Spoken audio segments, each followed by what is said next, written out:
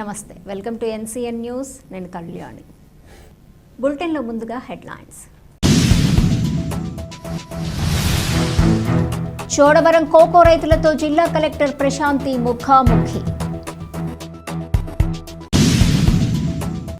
రాష్ట్ర ప్రభుత్వం కోకో రైతుల నుంచి ప్రతి గింజ కొనుగోలు చేసేందుకు మద్దతివ్వటం జరుగుతుందని, కోకో రైతుల నుంచి కంపెనీలు 500 రూపాయలకి కొనుగోలు చేసేలా చర్యలు తీసుకోవటం జరిగిందని జిల్లా కలెక్టర్ పి ప్రశాంతి తెలిపారు. నల్లజర్ల మండలం చోడవరం గ్రామంలో క్షేత్రస్థాయిలో పరిశీలన చేసి కోకో రైతులతో కలెక్టర్ ప్రశాంతి మాట్లాడారు. ఈ సందర్భంగా స్థానిక రైతు కొత్తపల్లి చంద్రశేఖర్ మాట్లాడుతూ, రాష్ట్ర ప్రభుత్వం నిర్దేశించిన కోకో కేజీ ఒక్కింటికి 500 రూపాయలు ప్రకటించడం, ఆ మేరకు ఇరువురికి రైతులకు, కోకో పరిశ్రమ వారికి ఆమోదయోగ్యంగా ఉన్నట్లు తెలిపారు. కలెక్టర్ ప్రశాంతి మాట్లాడుతూ, కోకో కంపెనీ ద్వారా రైతులకు కేజీకి 500 రూపాయలు అందజేస్తున్నామని, అందులో రాష్ట్ర ప్రభుత్వం కంపెనీ వారికి 50 రూపాయలని తిరిగి ఇవ్వాలని నిర్ణయం తీసుకోవటం జరిగిందని తెలిపారు.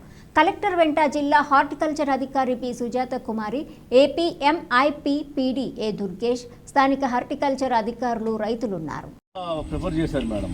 చెట్టుకి ఎక్కించడం అది కూడా కొన్ని చోట్ల అవుతాయండి.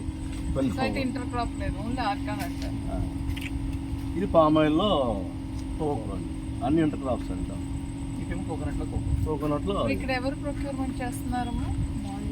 స్టార్ట్ చేశారండి. 500 ఇస్తున్నారు.